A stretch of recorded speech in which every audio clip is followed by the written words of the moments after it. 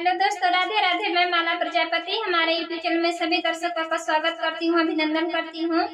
आज मैं एक बहुत ही प्यारा कहरवा नाच गीत लेकर आई हूँ। अगर आप सभी को अच्छा लगे तो प्लीज लाइक करना, कमेंट करना और मेरे चैनल को सब्सक्राइब करना।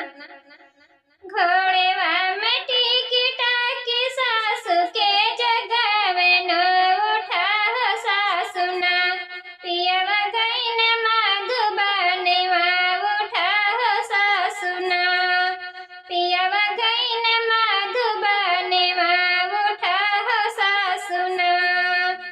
घोड़ेवा में टिकटा की सासु के जगावे न उठा सासुना, पियवा गईन माधुबनेवा उठा सासुना, पियवा गईन माधुबनेवा उठा सासुना। किया मोरी बाबू हर जेवे ना बिगड़लू, किया हो बहुहरना से जिया झगड़ा मचवलू, किया हो बहुहरना से जिया झगड़ा मचवलू, किया हो बहुहरना।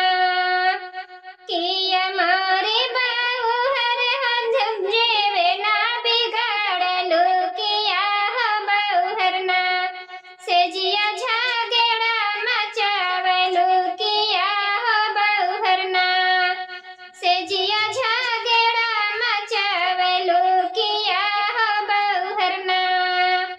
नाही मोरी सासु हो जेवे ना बिगड़लो, कि नाही सासुना से जिया झगड़ा मचवली, कि नाही सासुना से जिया झगड़ा मचवली, कि नाही सासुना।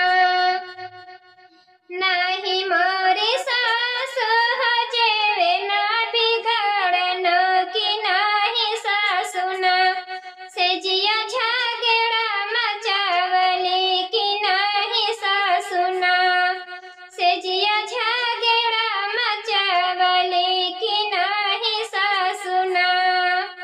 घोड़ेवा में टिकटा की सासु के जगावे न उठा सासुना, पियवा गईन माधुबनेवा उठा सासुना, पियवा गईन माधुबनेवा उठा सासुना।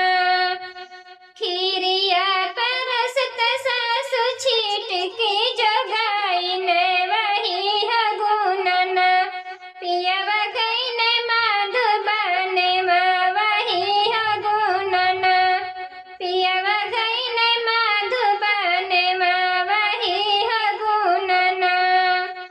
खीरिया परसत सासु छीटवा जे पड़न वही हगुनना, पियवा गईन माधुबनेवा वही हगुनना, पियवा गईन माधुबनेवा वही हगुनना। माई धर उठ की बहिनिया धर पट की रनिया धरना, उनके घोड़े कै लगामिया रनिया धरना, उनके घोड़े कै लगामिया रनिया धरना।